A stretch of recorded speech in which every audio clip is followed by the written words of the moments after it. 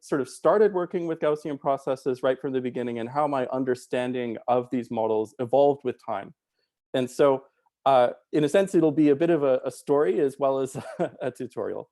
So just so we're all on the same page, I'll start with the basics. So a Gaussian process, as you've probably seen already, is defined as a collection of random variables, any finite number of which have a joint Gaussian distribution. We can use a Gaussian process to define a prior over functions. So this notation, f is distributed as a GP, means that any collection of function values queried at any collection of input points, x1 up to xn, these could be times, spatial locations, images, anything that's indexing what we're trying to model, has a joint multivariate normal distribution with a mean vector mu defined by the mean function, little m, of the Gaussian process, and a covariance matrix k defined by the covariance function, also known as the kernel of the Gaussian process, little k. So we can create the covariance matrix, for instance, by querying our kernel at all possible pairs of inputs that we want to query. In the left panel here, I've shown several sample prior functions from this distribution over functions. To create this image, I just chose a set of input points, a bunch of different x's, in this case in one dimension. I built up my mean vector, in this case just 0, and my covariance matrix by querying my kernel at all pairs of those inputs. And then I sampled from that multivariate normal distribution to get the black dots. These are just the random function values. And then I sampled from exactly that same distribution 2 more times to get the purple curve and the green curve. Here I've just joined the dots together. And the gray shade shows my 95% credible set. So 95% of those functions are contained within the shade. On the right, we've conditioned on some data denoted by crosses, and I've sampled several posterior functions. And we also see the posterior mean in solid blue here, which we can use as a point predictor. So crucially, the properties of these functions are pretty tightly controlled by the kernel, as you've probably seen in Nicholas's lecture on kernel design. In that first set of figures, I'm using the RBF kernel, which is by far the most popular kernel choice.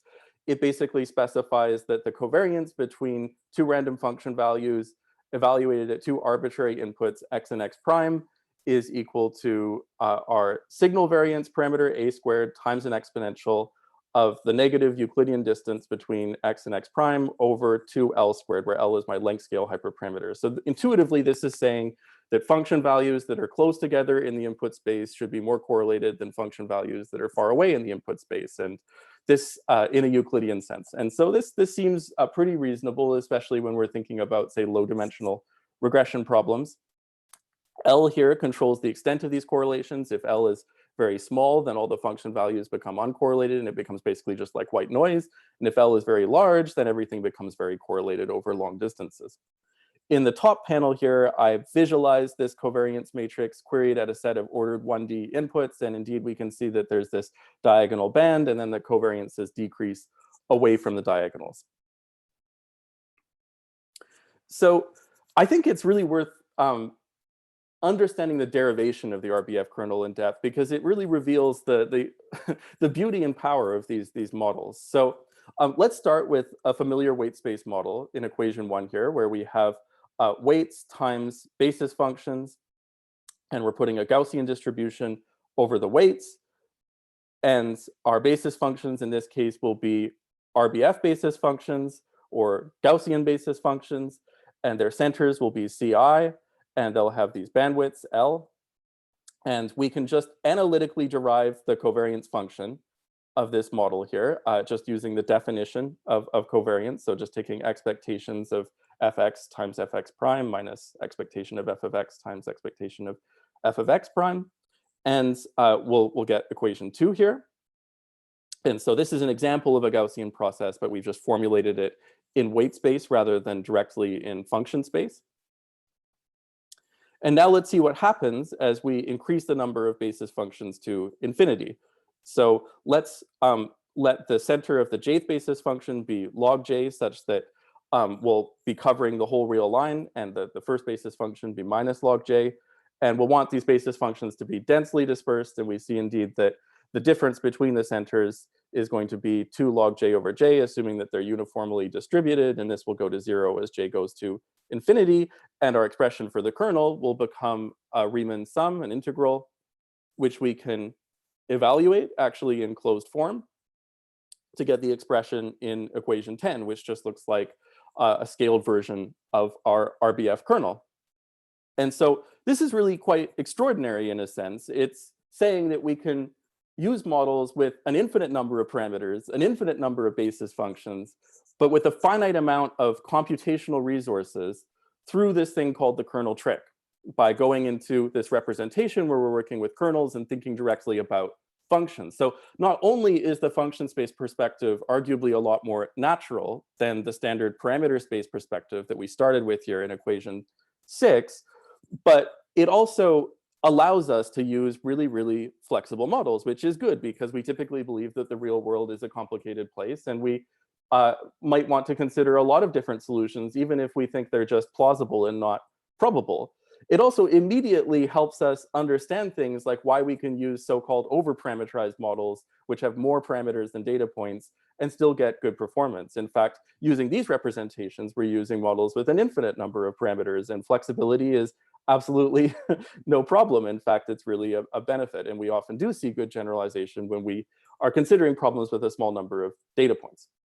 Okay, we can also consider trying to do model selection for these hyperparameters, like this length scale hyperparameter that I mentioned, or the amplitude A0. So here I've just sampled functions from my GP prior and posterior, specifying particular values for L0 and A0. We can see that they're a bit wiggly, that perhaps the length scale is a bit too small. It's saying that the correlations decrease pretty quickly with distance in the input space. And indeed, when we look in the right panel here, we see that the posterior mean shoots back to the prior mean of 0 pretty quickly as we move away from these data points.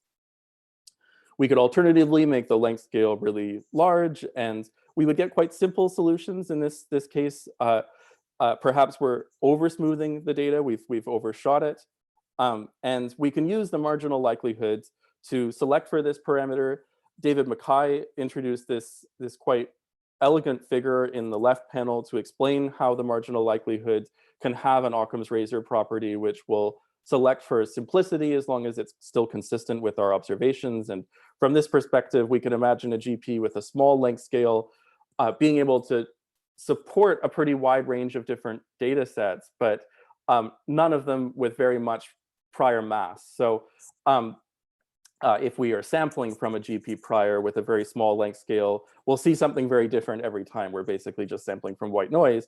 Alternatively, or conversely, if we're sampling from a GP prior with a very large length scale, as we saw, we'll get very similar looking types of solutions, almost sort of straight lines. And so our prior mass will be pretty concentrated. And for a given data set, the marginal likelihood will want to favor a model of appropriate complexity, so something kind of in between. And indeed, if we optimize this marginal likelihood with respect to length scale, we get the fit in green, which probably looks like it has a reasonable level of complexity compared to the fit in pink or the fit in red. Of course, marginal likelihood optimization isn't a fully Bayesian procedure. If we wanted to be fully Bayesian, we would also put a distribution over these hyperparameters and marginalize them. Okay, so that's just a little bit of background so that we're kind of all on the same page now to start from square one. So when I started my PhD, I joined a group in Cambridge led by Zubin Garamani and Carl Rasmussen, which was very excited generally about Bayesian non-parametric approaches to machine learning. And in particular, Zubin and Carl were very enthusiastic about combining Bayesian non-parametrics with microeconomics. And econometrics.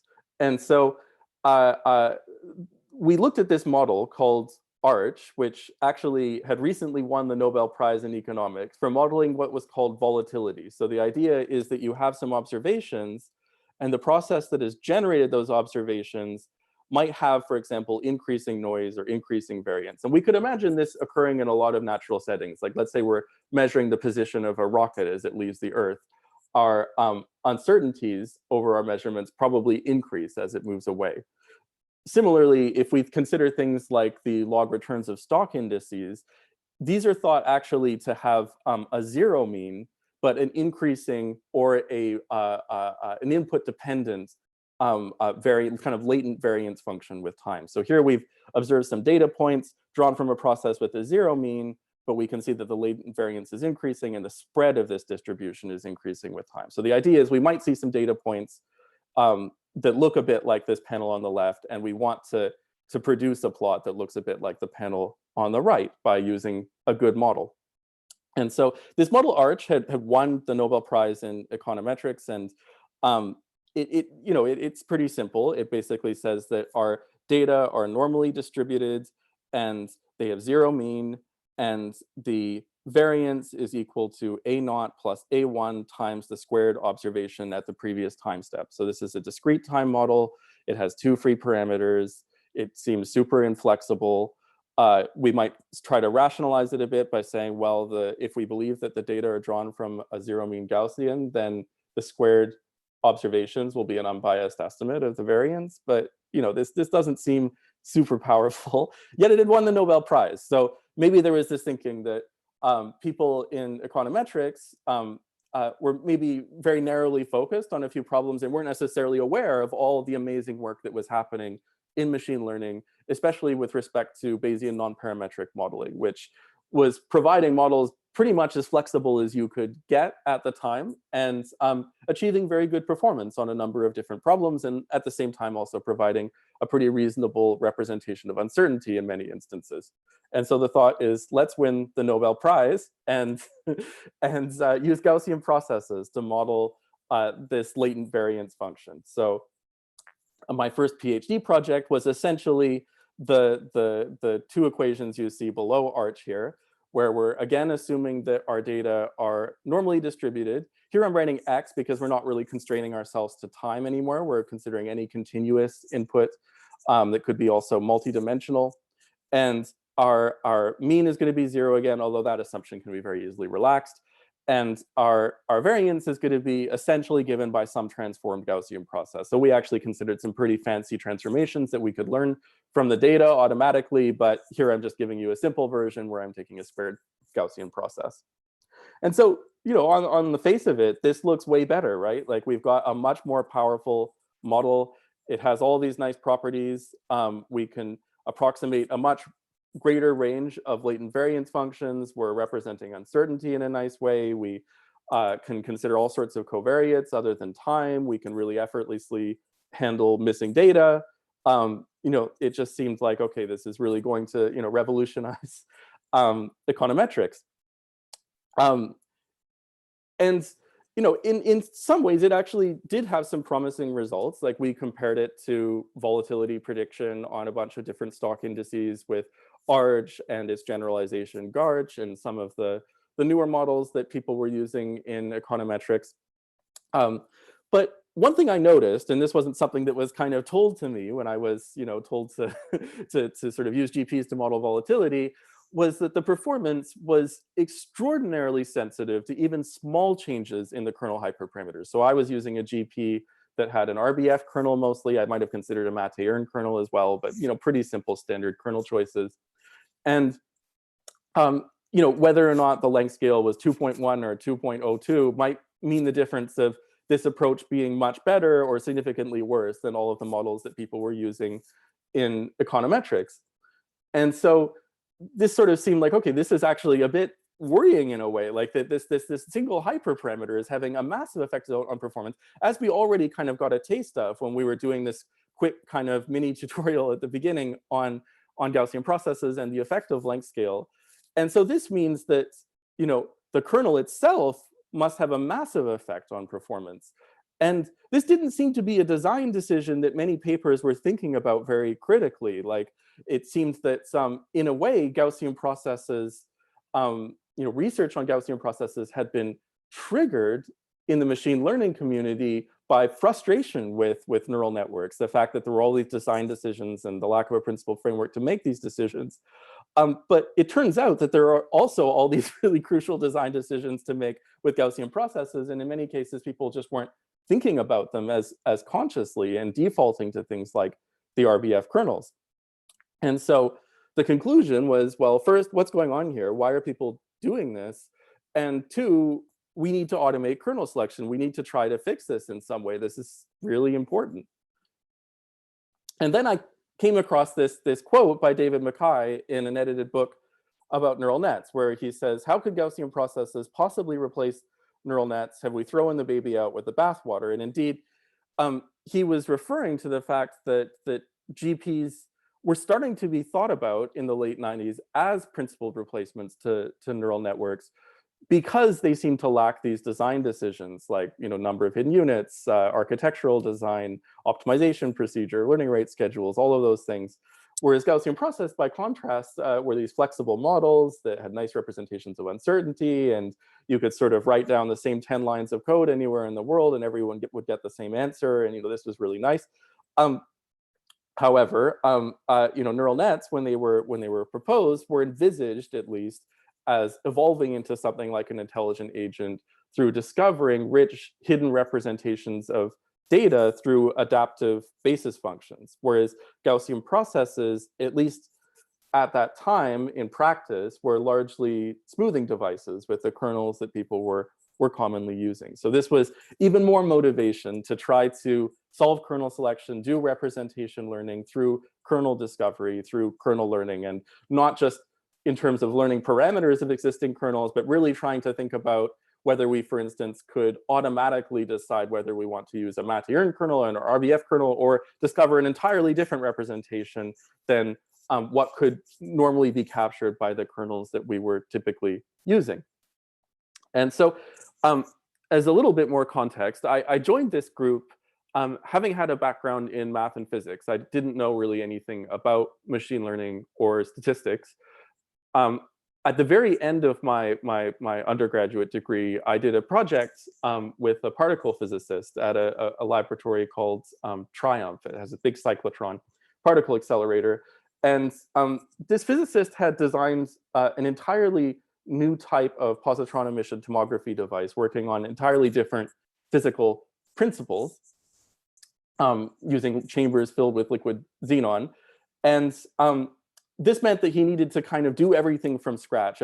All of the image reconstruction algorithms and so on that might have applied for conventional PET didn't apply to this new device.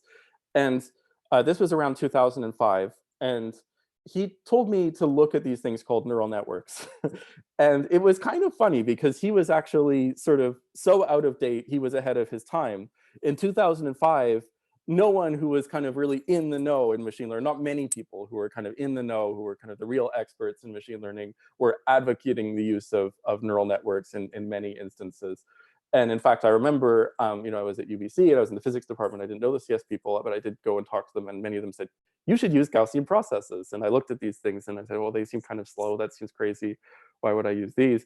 And I came to actually really like neural networks because they worked very well for that problem that we were trying to solve, which was basically we had this particle traveling through this chamber of liquid xenon, and it was emitting light, and we wanted to reconstruct its position through time based on photodetector readings. And this was kind of a sort of an inverse problem that we could create where we could simulate data from positions to photodetector readings, given physical knowledge, and then we had to kind of go in the other direction with the neural net and learn this mapping from, say, R32 to R3, and the outputs were all correlated and so on. And neural nets were actually, with hindsight, a pretty natural model in that application. But this sort of endowed me with some respect and admiration for these models. And when I started my PhD, I kept thinking, well, I'd like to use neural nets in some way, and Bayesian non-parametrics all seems very philosophically appealing. So it'd be nice to combine these things together. And when I started wondering about kernel selection, it felt natural to kind of throw these things together. So we had this model called the Gaussian process regression network, where we essentially replaced the activations in neural nets with Gaussian processes, and we also replaced the weights with Gaussian processes. And this was partly driven towards multitask modeling, as well as volatility modeling, which we were still kind of thinking about. And there are a number of experiments in this paper where we're sort of using this model for what's called multivariate heteroscedasticity and multivariate stochastic volatility. But the idea, basically, the conceptual idea for multitask learning was that the different outputs of a standard neural network are correlated because they're sharing these hidden basis functions. And if we make the sharing in this instance also input dependent by having the weights be functions, then the correlations themselves could be input dependent. And maybe if we're considering different outputs that correspond to different heavy metals, the extent of their correlations could be geographically dependent if there are rivers and other kinds of geological structures. And so this is something that we might actually want to learn. And we might actually want the connectivity pattern in general of a neural network varying with our inputs. And so we applied this problem, and it worked pretty well, and we could recover this correlation structure, which did seem to loosely correlate with some of the geological structures in this Jura mountain range. And it could do some amount of representation learning. And so this provided some inspiration to keep pursuing this thread of research. And with this thinking that we really still want these models with ultimate flexibility, et cetera, the idea is, well, and we want to represent uncertainty, we want to be Bayesian non-parametric about everything, we ought to really introduce a Bayesian non-parametric process over kernels that can support really any possible positive definite kernel. And so we considered this stochastic process called the inverse Wishart process, which had a lot of nice properties that the Wishart process doesn't for considering really large matrices. And the idea is basically that we can think of a kernel function almost like an infinite dimensional matrix, and any kind of covariance matrix that we want to work with would just be like a marginal distribution of this infinite dimensional matrix. And another nice thing about the inverse Wishart process is we could specify kind of the mean kernel that we would want. So if we would have otherwise used an RBF kernel or a Mathieurin kernel or whatever else, we can kind of make that the mean of our distribution over infinite dimensional matrices. So we have this hierarchical model. The kernel is drawn from an inverse Wishart process, and given the kernel, we have a Gaussian process. And kind of amazingly, we could actually analytically marginalize this hierarchical model and get a closed form predictive distribution. So the reason I found this a bit surprising is because it's clearly a super flexible model. We're supporting any positive definite kernel. If we look at this as a generative model, we can imagine sampling a covariance matrix if we're querying our GP at a finite set of points from this process. And every time we sample this matrix, it'll look wildly different. And then we sample from our GP condition on this matrix, and all these samples look kind of wildly different. But it turns out, yeah, we can actually compute the predictive distribution in closed form. So this seemed to be very exciting. But once we looked closely at the results, it was a little bit deflationary. So what we got was a student T process predictive distribution. And the predictive mean was exactly equal to what we would have gotten had we used the Gaussian process with this kernel k theta that was defining the expectation of this Wishart process prior over kernels. And so it's like, well, what's the point, right? Like, we do all this work, we try to have this really beautiful hierarchical model that is flexible and represents uncertainty and everything else, and we end up with exactly the same predictions as if we had just used a vanilla GP with the kernel that we have to specify as kind of the mean kernel in this prior process. The predictive uncertainty, interestingly, did explicitly depend on the values of our observations, which was nice and does seem to be something that we would desire that isn't present in standard Gaussian process regression. So if you look at the predictive variance, for example, of a vanilla GP, we see it depends on the distance between our test input and the training inputs, such that our uncertainty will grow if we move far away from the data, typically. But it doesn't depend on the values of the observations. And we would imagine that if the observations were wildly fluctuating, we would want, for example, greater uncertainty. This is in practice, I think, captured by learning things like that signal variance parameter, that a squared parameter in front of the RBF kernel that we saw. And so implicitly, those predictive distributions do kind of depend on data in other ways. But if we're not doing kernel learning, then it's problematic. And it was nice that we saw that the observations factored into the uncertainty. And maybe there are reasons we want to use the student T process. And while this isn't going to be a focus of this talk, this was another kind of question that I and many other students, I think, who are working on Gaussian processes a lot early on in their PhDs have. Like, why just Gaussian processes? Why don't we just consider elliptical processes parameterized by kernels more generally, like T processes? And then they reach a point and find that, okay, well, maybe practically it's not going to make that much of a difference in many cases, and kind of forget about it and don't write a paper about it because it's kind of a negative result. We wrote a paper about it. We had a paper called Student T Processes. I've actually sort of referenced it here as alternatives to GPs. And so that ended up being kind of maybe more of the story than even this hierarchical model for kernel learning. And there are some interesting cases where you might want to use a student T process. And this is connected to the theory of copulas and so on, if you want kind of heavy-tailed correlation structures in your prior. But these are actually pretty subtle points. And it's not sort of as simple as just thinking, okay, we want to just use a student T process always instead of a Gaussian process or anything like that. Okay, so we also noticed, which was kind of shocking to us, that if we considered a different hierarchical model expressed in equations 30 and 31, where we basically just have a kernel with a signal variance parameter A, and we give that an inverse gamma prior, and then we marginalize that model, collapse it down into just kind of like our one layer kind of model, we actually end up with exactly the same student T process predictive distribution. And so the reason I found that surprising was because this is a completely different generative model, which is a lot less flexible. Like if we look at the covariance matrices that we get under this model, they just look like scaled versions of the same matrix. Whereas if we look at the covariance matrices in the inverse Wishart process, they're all completely different. We're basically sampling from some inverse Wishart distribution, which has pretty broad support. And so the fact that we would get the same predictive distribution when we collapsed these hierarchical models was a bit surprising. And we explained in this paper why that happens. So gave some, not just mathematical proof that they were the same, but also some intuition for why they're the same. Okay, so now let's take a little bit of a break and step back to our Gaussian copula process volatility model, like sort of specifications, and consider two different possible modeling choices. Choice one, here we have our data given some Gaussian processes, f and g. I have a mean given by f and a variance given by g. And in our second choice, we have our mean given by the product of f and g and our variance given by g. So I'd actually like to take a poll, and maybe we'll pause for a minute and to think about this question. I'd like you to think about which choice you would tend to make, or which model you might sort of on average prefer and why. And there's no necessarily wrong answer here. So just maybe think critically about this and think about maybe some justifications for each of the choices.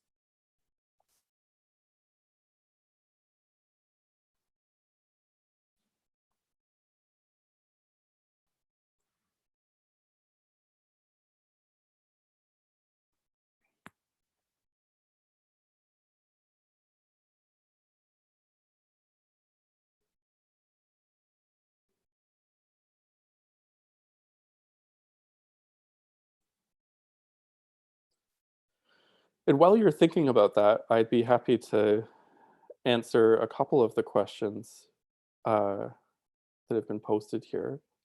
So there was a question: if small changes to kernel hypers make a huge difference, is fully Bayesian inference still useful? Absolutely, yeah. So I think it depends a little bit on the detail.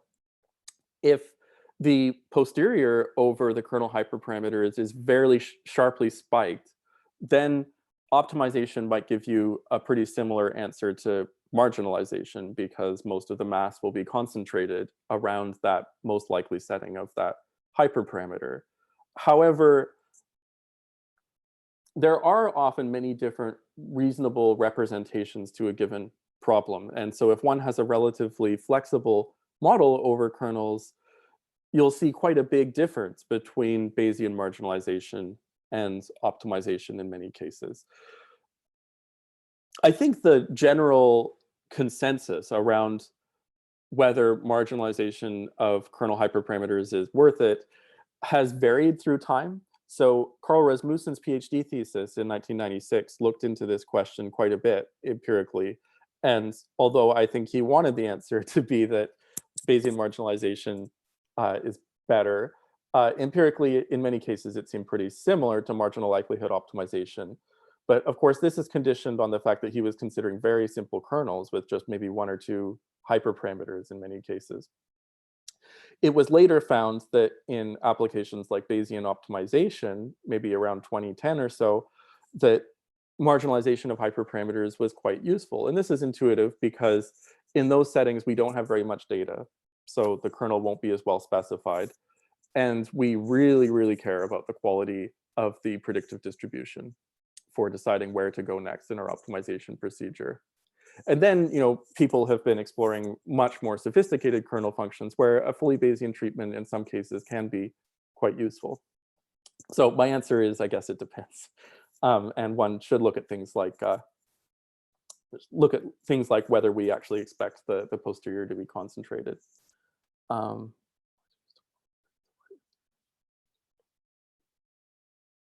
Okay, so there was a question early on about why we're using a GP to model the variance instead of to model YX itself. So this is just the problem setting. In this instance, we're concerned with trying to do regression on this latent variance function. So we're assuming, for example, that the mean is actually not that interesting of this process. And we want to find this unknown input-dependent variance function. And so this is this setting is generally referred to as trying to model stochastic volatility. And so we could also put a GP on our mean, as I'm doing here in this question on slide 24. But initially, we wanted to simplify things and just focus on predicting this other factor. If we had modeled F, like let's say we model Y directly with F and there was input-dependent variance, then this could be serious model misspecification if our data really was generated by a process that was like N0 T squared, for instance. We would see the GP oscillating like crazy to fit all of those points. But in fact, the ground truth is that the latent sort of noise-free function is kind of just 0. And it's the uncertainty that's changing with time. And so we couldn't kind of directly use a GP to model Y in the sense of saying that the mean basically of Y is a GP. In that instance, we would have pretty big model misspecification.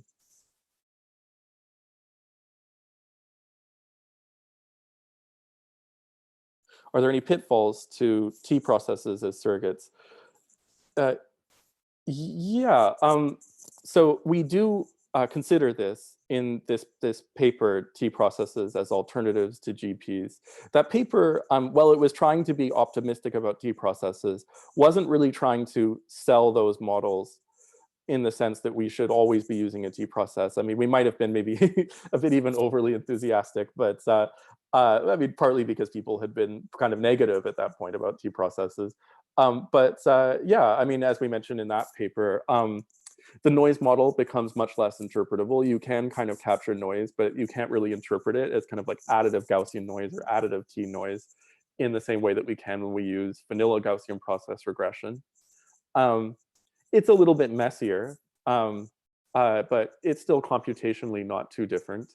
So I would say the main reason not to use a T process instead of a GP is it's a bit less interpretable, and it's often probably not needed in many cases.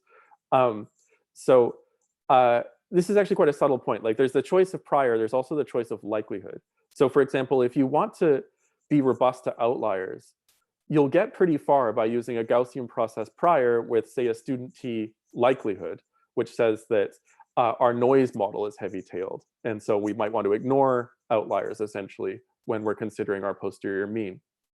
A student T prior with a Gaussian likelihood would not be as good as a Gaussian process prior with a student T likelihood for just simple outlier regression like that. What the T process gives us is something a bit more subtle. It's kind of like a heavy-tailed correlation structure across multiple different function values. And so if you're interested in this, I'd recommend checking out the paper and reading about what are called copulas. And we consider some applications where T processes are kind of especially compelling in that paper. I think also in general, if you are really trying to be careful about uncertainty representation, T processes might be appealing. So Bayesian optimization might be a good use case. It's essentially a more general model. Like the Gaussian process can be viewed as a special case of the T process. Okay, so in the interest of time, we'll resume the talk. So do we have any votes for choices 1 or 2? Would anyone like to say which choice they prefer?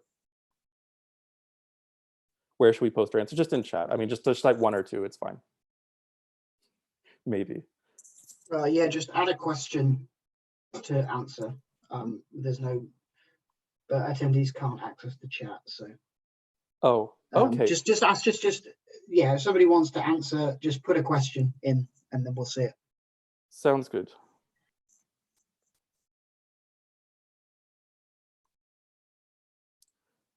Some 1s, a 2, some 1s.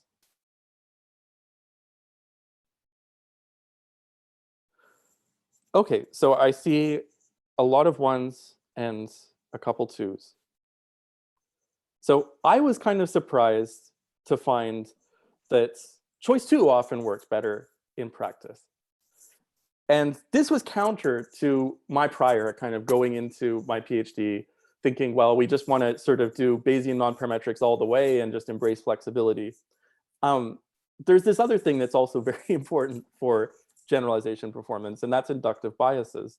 Not just representing a wide range of different solutions a priori, but also having some reasonable sense for a particular application of which types of solutions might be a priori likely. And of course, that's what a kernel also encodes. And here, what we're saying basically is that we expect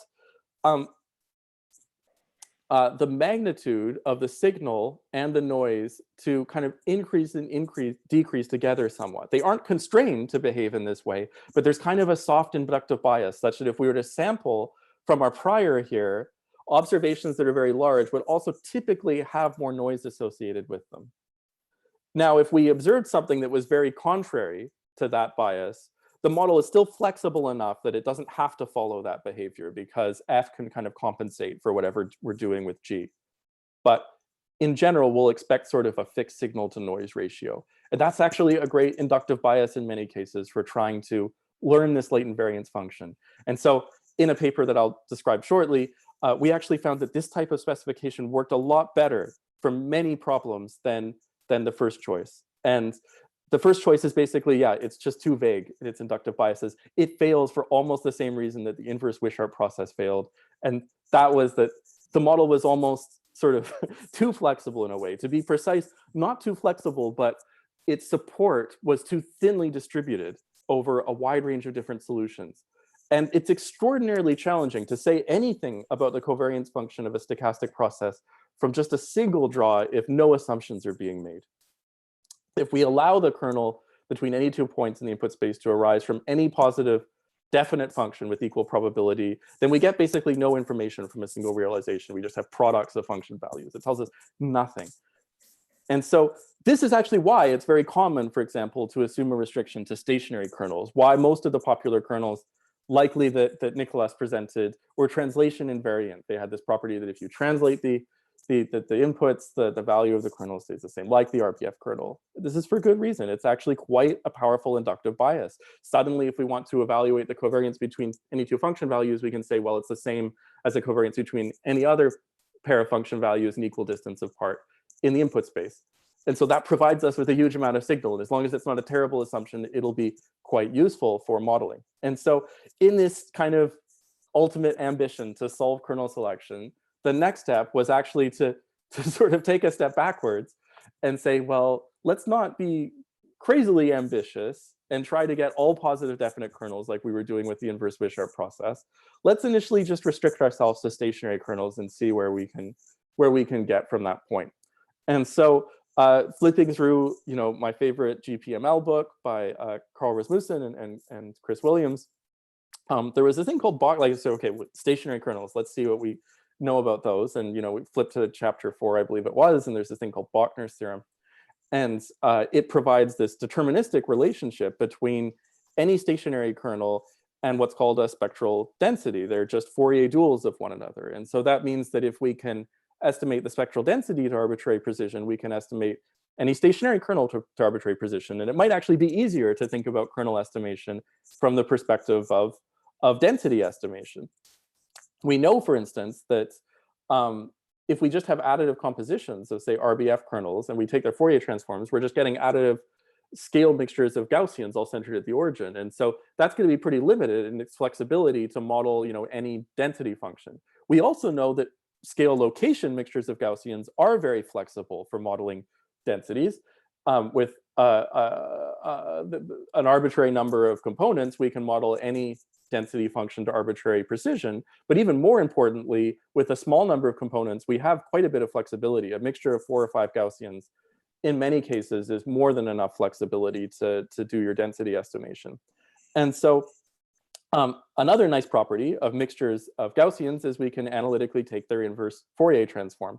And when we look at a scale location mixture and take its inverse Fourier transform, we recover this basis in equation 34 for all stationary covariance functions. So if we add together kernels of the form in equation 34, and we estimate the different sigmas and mu's that we get corresponding to the different variances and means of the mixture of Gaussians we have in the spectral space, then we should be able to estimate any stationary kernel, and we should still have a lot of flexibility even with a small number of components.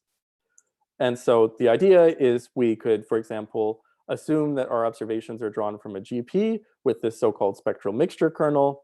And then our goal would be to learn the parameters of this kernel, the means and variances of the Gaussians, for example, through marginal likelihood optimization. If we like, we could also be fully Bayesian. And once we have those parameters, we form our predictive distribution. And so there was also an interesting example in GPML in chapter 5, where there was actually CO2 data that looks a fair bit like this airline data in some ways. And it was used as an example of kind of doing manual kernel composition for extrapolation. So the data were looked at very carefully. There were some trends that were noticed, like the rising trends, some kind of quasi-periodicity, et cetera. And some very carefully handcrafted composition of kernels was used to model those data and provide a reasonable extrapolation.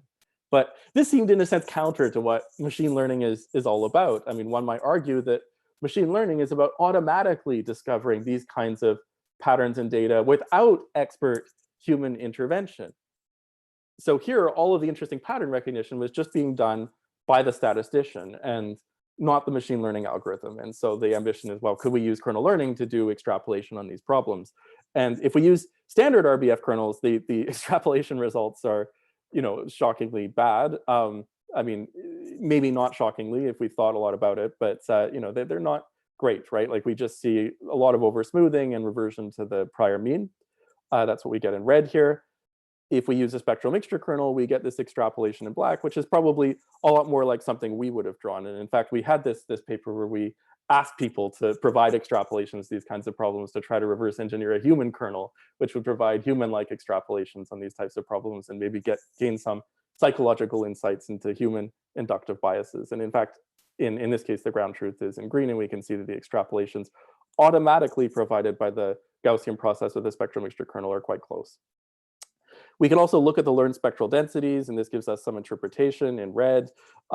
In a sense, the peaks are near what's called the empirical spectral density, which is like the Fourier transform of the data squared, but that's a lot less smooth because it doesn't, again, have quite the right inductive biases. It isn't making assumptions like that covariance is kind of generally decreased with distance.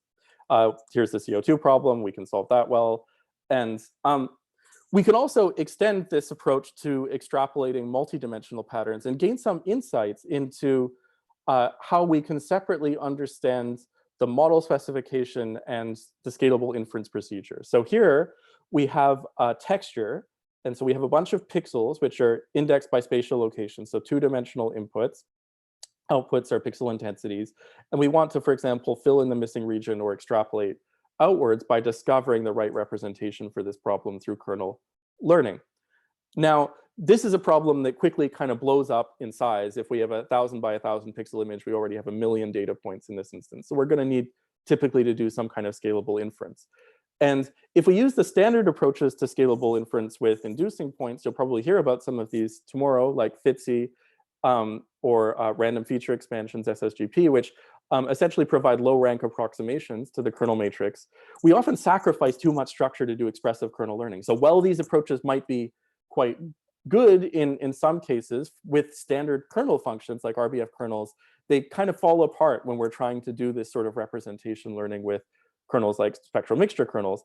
On the other hand, we can actually sometimes exploit existing structure in the kernel for exact scalable inference. And that's what we did here. We looked at what's called Kronecker structure in this approach called GPAT. And in that case, the combination of the spectral mixture kernel with that scalable structure exploiting inference procedure enabled extrapolation of these patterns. Interestingly, we can also look at what happens when we use the structure exploiting exact inference with various popular GP kernels that correspond to non-parametric representations, like having an infinite number of parameters. They actually represent the training region essentially perfectly because they have a huge information capacity, and they're quite effective at denoising the training region, but they can't discover the representation necessary for extrapolation. On the other hand, if we use, say, FITSI SSGP with a spectral mixture kernel, we have the right kernel, but the inference procedure is then corrupting the structure. It's kind of turning it back into a parametric model. Okay. We considered a number of different textures, and we also looked at problems in image inpainting.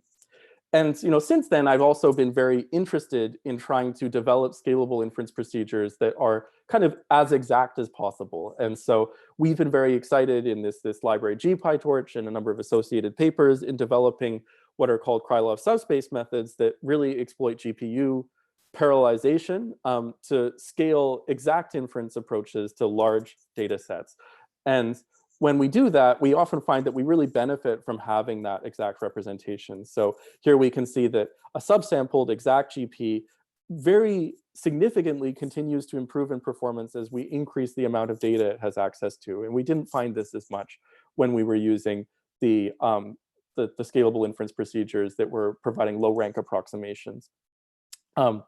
And so we could actually see also that the gap between the exact approach and the approximate approach becomes sometimes quite significant when we have a lot of data. And so this was actually philosophically nice motivation for trying to retain non-parametric representations in addition to some of those results for pattern extrapolation.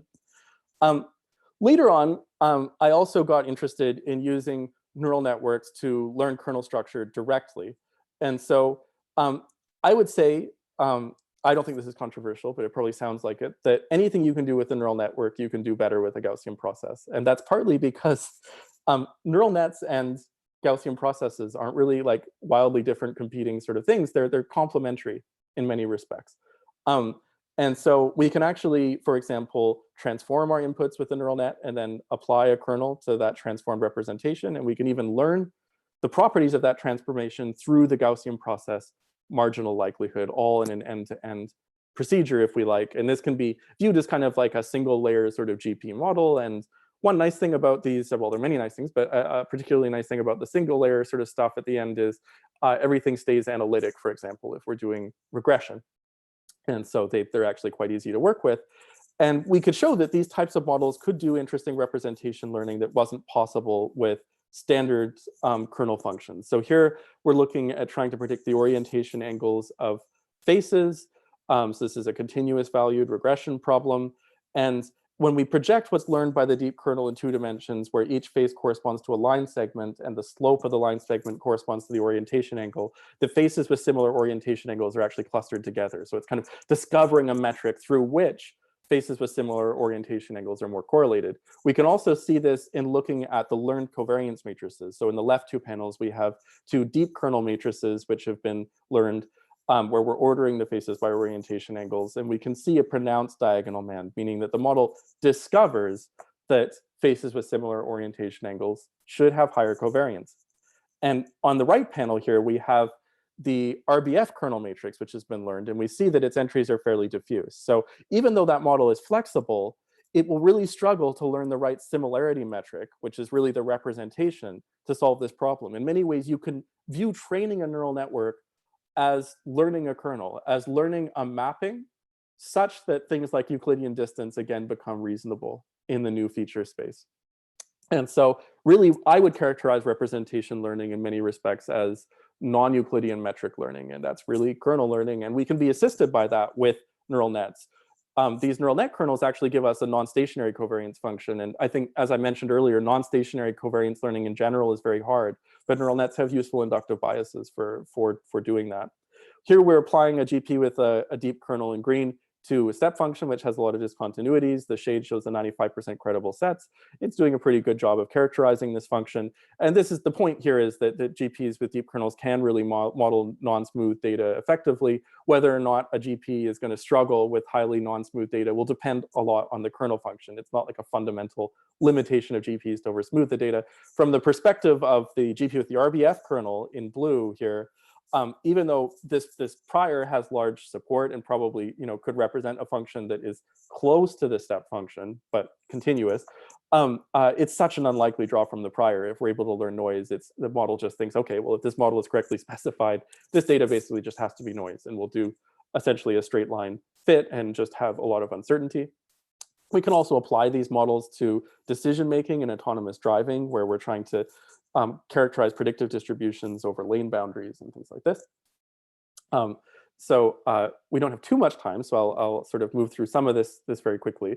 But as kind of an aside, there has been a lot of interest in looking at kernels that we get from infinite limits of Bayesian neural nets. And perhaps I'll talk about this a bit more on Wednesday.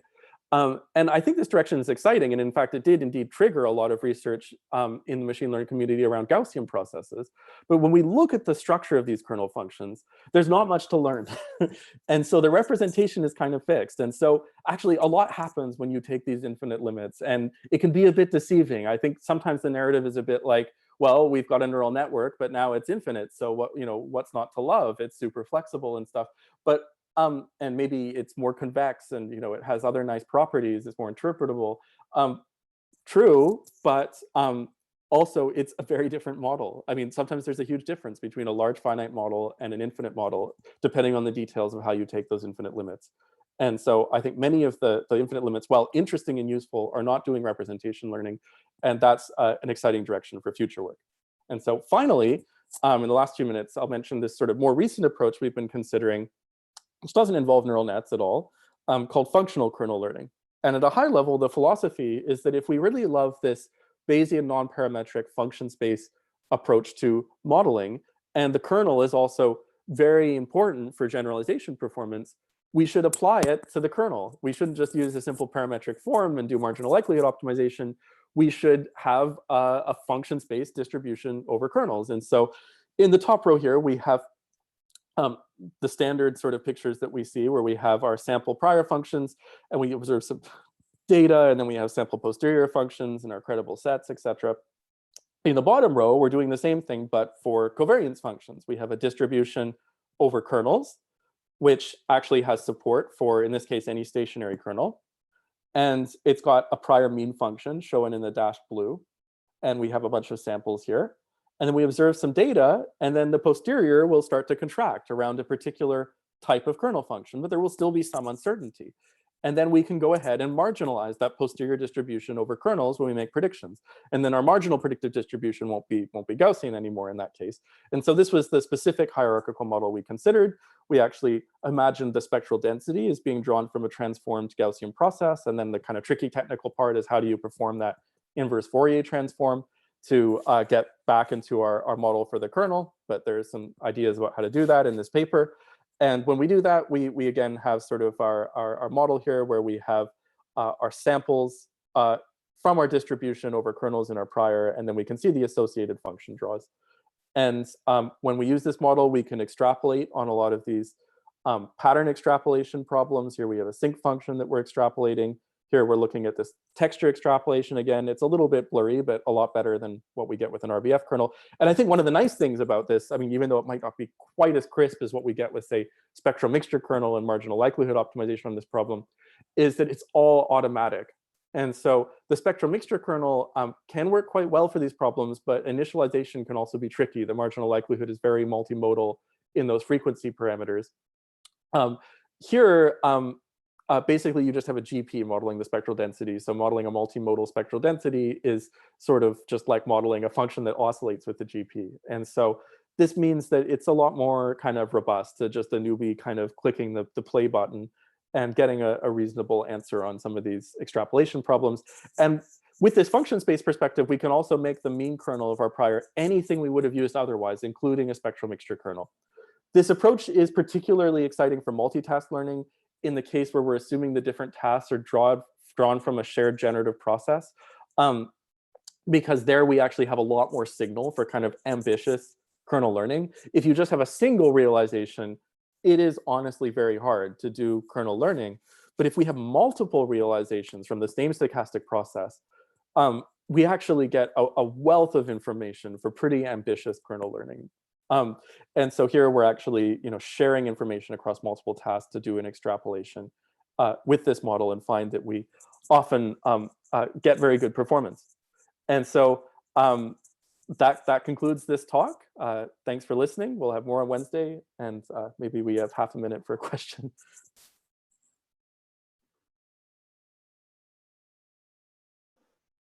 Thank you, Andrew. That was a really nice talk. So yeah, there are some questions here on the Q&A. I think you already sort of commented on that. There was one on initialization of the spectral mixture kernel. You already said something about that. So there is one question on the spectral mixture kernel, deep kernel learning, and the functional version kernel learning differ in their applicability. Oh, sorry, I lost it. Differ in their applicability to problems typical to Bayesian optimization. So have you used these kernels in Bayesian optimization? The functional kernel learning, no, but we are looking at it now. And I think it's actually a pretty good use case. So the way that this model is formulated now, it's pretty applicable out of the box to low dimensional regression problems. And so that's a good description of many standard problems in Bayesian optimization. And so it seems to be providing good performance. But the trick is it still takes some time to do inference over this sort of wide range of kernels that we're considering. And so for the same number of iterations, it'll do a lot better than, say, a GP with an RBF kernel. But that could be a lot more expensive than just running many more iterations with the GP and RBF kernels. So it's kind of like, the key is in that setting is saying, well, not only can we do better with the same number of iterations, can we do better if we're just looking at a fixed runtime that we want to use, for example. And in that same amount of sort of wall clock time, you probably could run many more iterations of Bayesian optimization using a GP with an RBF kernel. I think it's the same sort of challenge that non-myopic acquisition functions face. So a lot of the acquisition functions people use for Bayes opt are focused on getting the next best query point, but not the next best sequence of query points, which in principle is a lot more appealing. The problem is the approximations to try to develop those acquisition functions can be very computationally intensive. And so you might be able to run the slightly less good model just for many more iterations in practice and get something better. But yes, I think it is actually interesting for Bayesian optimization, especially in cases where you really aren't sure what kind of kernel you want to use, and you really want a careful representation of uncertainty. And I think this is also maybe interesting for probabilistic reinforcement learning problems and things like this. And in terms of scalability, it can scale to pretty large sets. So I think we did consider some problems with at least a few 100,000 points in this functional kernel learning paper. And so we can definitely apply it to a big problem. And I think maybe there are good opportunities there too, because sometimes big data sets contain more information for trying to learn a rich kind of kernel representation. But of course, it won't be as fast as a GP with an RBF kernel using the same inference techniques. In terms of initialization of spectral mixture kernels, so we did discuss that, probably the most in a paper where we use spectral mixture kernels for a problem in epidemiology. We were trying to understand the effects of a measles vaccine. So there's a JMLR paper called something like change surfaces for counterfactual prediction with Gaussian processes, something like that. And we're basically doing kind of like very flexible change point modeling with Gaussian processes with spectral mixture kernels. We want to provide long range predictions. And we have a pretty involved initialization procedure there, which basically first looks at the empirical spectral density and then fits a mixture of Gaussians and then samples from that to initialize the parameters. And that's pretty robust. There are simpler procedures that can work pretty well, like just sampling from distributions over the hyperparameters a bunch of times and then starting with the one that has the highest marginal likelihood. So I created a tutorial page for using spectral mixture kernels essentially that's linked on my website, and it's got a lot of pretty effective practical heuristics for initialization. But so I think the takeaway is that it's often possible to find a reasonable heuristic for initialization, but it's not trivial. So this is a challenge in working with spectral mixture kernels over, say, standard kernels like RBF kernels. Okay, so maybe you can take one more question and we leave it there. Mm-hmm. So Sam, would you like to make your question? So you can talk now. Thank you. Can you hear me now?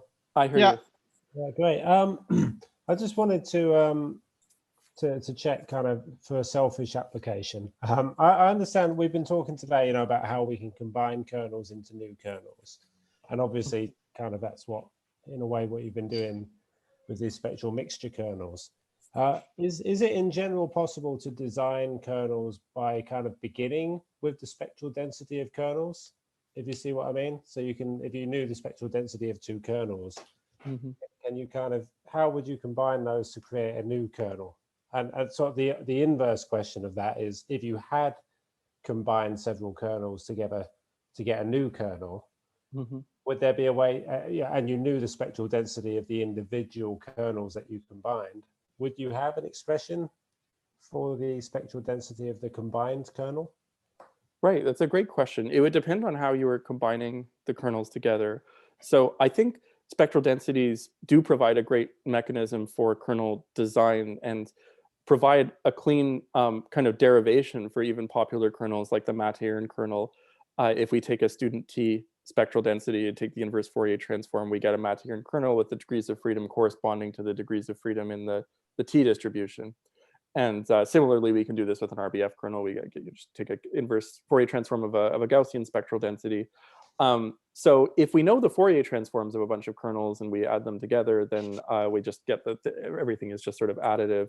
If we're kind of multiplying and doing other operations, then it can get a bit tricky. But I think that starting from the spectral density is often very natural in terms of thinking about how we want to design a kernel function. One of the challenges in some cases is, for example, trying to take a high dimensional inverse Fourier transform. So sometimes it's more natural to think about these things in low dimensions. Although I think in many cases, that's actually a good place to start. And once you have a good kernel operating in a low dimensional space, it's not necessarily too hard to construct a similar kernel operating in higher dimensions. A simple procedure could just be to take a product of those low dimensional kernels. Yeah, I mean, I think it's a great way to think about kernel construction. And if you know the spectral densities for a bunch of individual kernels and you want to combine them, if you're doing things like additive compositions, then it's fairly straightforward to see what kind of spectral density we would get. Other operations can be a bit trickier. That's great. I'm going to have to message you for more details. Thank you. Sounds good. Thanks for the question. Okay, I think we have several other questions, but I think it's enough now. Thank you very much again, Andrew, and looking forward to your other talk on Wednesday. Thanks so much. See you on Wednesday. Thank you, everybody. Bye-bye. Thank you, everybody. And I hope you have enjoyed the first day. Apologies again about all the hustle that we have with the Huba app. It's really goes out of our hands. We can't really do anything about it. It seems that it's working now. So hopefully by tomorrow, we won't have this issue again. So tomorrow we have the second day. We're going to have a session on scalable Gaussian processes, then another session on unsupervised learning, then our usual the same thing that we did today. So we're going to have the lab session and 2 roundtables with the speakers. And then the last lecture seminar is going to be by Virginia. She's going to be talking about multitask learning when you have like count data. So I hope you have enjoyed this day and see you tomorrow. With respect to slides, I'll email him and get those slides and upload them. Thank you, Will.